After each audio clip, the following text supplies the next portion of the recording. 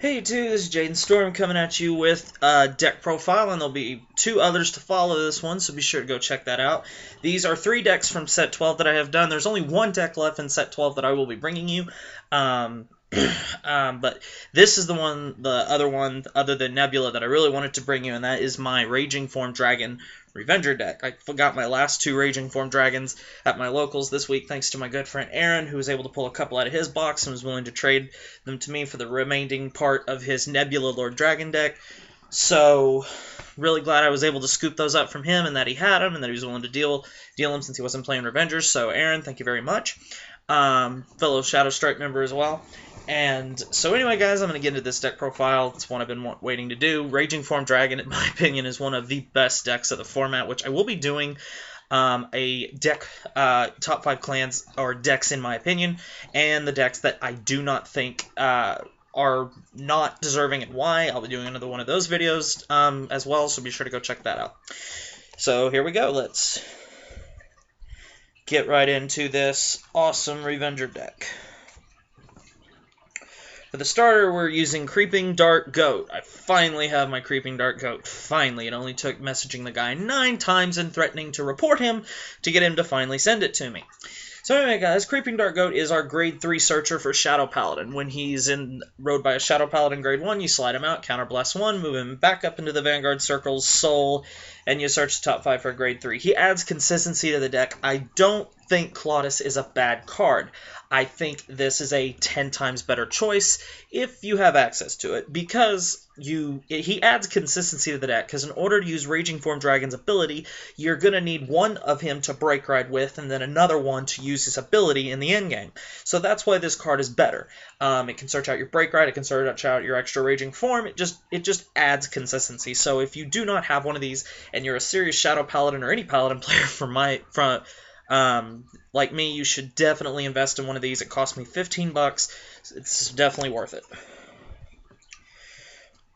Triggers, we play 4 Revenger Air Raid Dragon for 4 crit, 4 Grim Revenger for 4 more crits, so 8 crits, 4 Freezing Revenger for 4 draw triggers, and 4 Healing Revenger for 4, guess what, heal trigger. Grade 1s. It's going to take me a minute, guys. These sleeves that I put on this are literally brand new. I literally just opened them and put them on. We play 4 Dark Revenger Maclear Perfect Guard Shield. One of the coolest looking Perfect Guards from this gen. Just awesome. 4 copies of Barrier Troop Revenger Dorant. This is an incredibly hard card to pull out of set 12, it seems. Seems like you're lucky if you get 1 per box. I remember buying some boxes and only pulling 1. I actually bought a box and didn't pull 1. So I have a lot of these for trade. If you want to build this deck, I have like 7 extras. Actually, I think I'm up to 2 extra playsets now. So if you do want to play Revengers, I have playsets of these if you want to trade. But anyway, guys, it's pretty simple. When a Blaster Dark appears in front of her, you may unflip 1 damage. So in a way, you get Blaster Dark skill for 1 counterblast. That is amazing. What's really cool about this is in set 15, they're getting a Liberator version for Blaster Blade, which is even more amazing. But this card is a easy 4 of in this deck. 4 Transient Revenger Masquerade. This is our Revenger 10k attacker clone, K clone. When he's on the rear guard and he swings, he gets 3,000 power if we have a Revenger Vanguard, which will always be the case. So he's a 10k attacker. And then for our final grade 1, we play 2 copies of Malice Revenger Dylan. I do not like the Dark Trumpeter that Superior calls a grade 0 out of the deck. I'd rather keep my grade 0s in the deck to pull his triggers. So I play Dylan's. And also it helps your Raging Form Dragon hit 22, so still not a bad option in my opinion. Grade 2s. We play 4 copies of Blaster Dark Revenger. Such a cool art, so much better than the original Blaster Dark art in my opinion. His ability is Counterblast 2 when this unit is rode as the Vanguard or placed on the rear guard, and you may retire 1 unit in your opponent's front row. So awesome.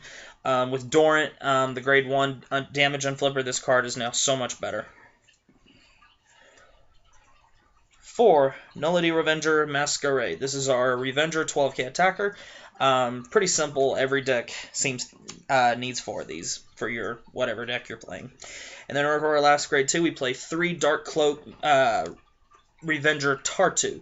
This is our Matcha clone for the original Shadow Paladins, only I think it's a little bit better because the power is 9,000. Her ability is pretty simple. You may counterblast 2 when she's placed on the rear guard or vanguard, and superior call a grade 1 or less Revenger from the deck in a column right below her.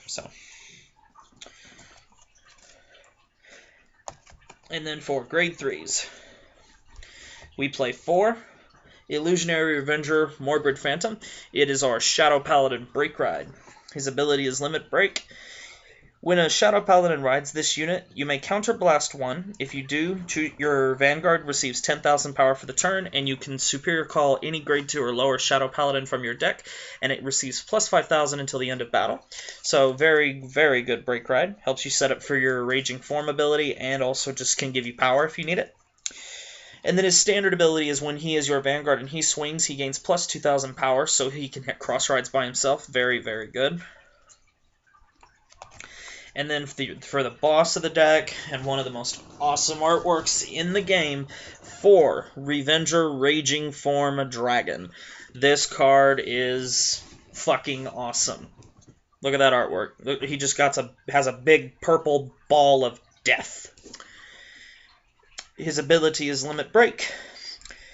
At the end of the battle that this unit attacked, you may pay the cost, which is sacrificing 3 of your Revenger rear guards. If you do, choose a Revenger Raging Form Dragon from your hand, in other words, an exact copy of him, and ride it standing, and your Vanguard receives plus 10,000 power. So pretty much, after a Raging Form Dragon has attacked, and if you're at Limit Break, you can sacrifice 3 Revenger rear guards to take another Raging Form from your hand and Superior Persona ride it, and it will receive plus 10,000 power in a standing position, giving you another attack for 21,000 again. Well, except the first one or the second one you can boost. That's your prerogative. It's a pretty awesome ability, because the nice thing about this card, like Dragonic Descendant, he requires you not to hit. Dragonic Overlord requires you to hit. This guy doesn't matter. He can hit or not. He can still use his ability. The attack just has to happen.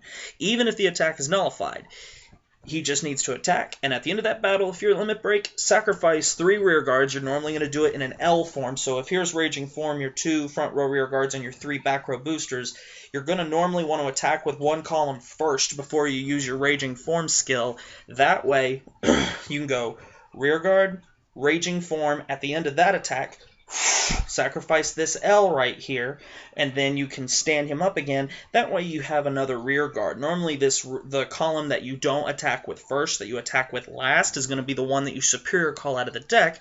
That way any excess power or triggers that you get, in case either one or both of your Revenger Raging Form attacks get nullified by perfect guards, or they just don't pass, you can just stack it all on top of this rear guard, and it's even harder for your opponent to deal with.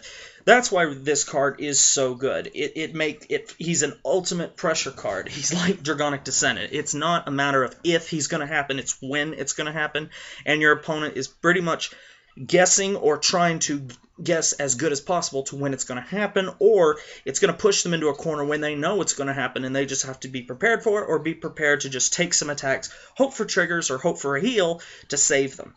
And then his second ability is when this unit attacks, you may counterblast 1 and give him plus 3,000 power. That way if you need to help with a little extra power to hit a magic number.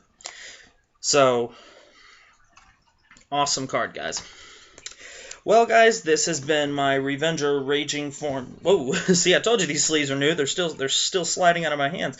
So this has been my Revenger Raging Form Dragon deck. I am so glad that I have this deck finally finished. This is what I'm going to be playing what I would be playing this Saturday at my locals. But I, unfortunately, am going to go play at a Yu-Gi-Oh! Regional this Saturday. I don't know why. That I'm still playing this game, even though this game's causing me a fair bit amount of frustration. But I still play Yu-Gi-Oh! Because I still have a lot of fun doing it with my friends. But this will be what I'll be playing in next Monday's Vanguard tournament, because I'll be finally get some time off from school. So I'll be doing that. So anyway, guys, I hope you enjoyed it. It's been a great pleasure to bring you this deck profile. You have no idea how long I've wanted to finish Raging Form Dragon. I've wanted him since I saw him on the show. So anyway, guys, thanks for watching. Comment, subscribe, thumbs up the video for me for the Raging Form Dragon deck, and please put in the comment section below any suggestions you would like to have for the deck, or you would like to persuade me to make into the deck or try. So anyway, guys, thanks for watching, and I'll see you later.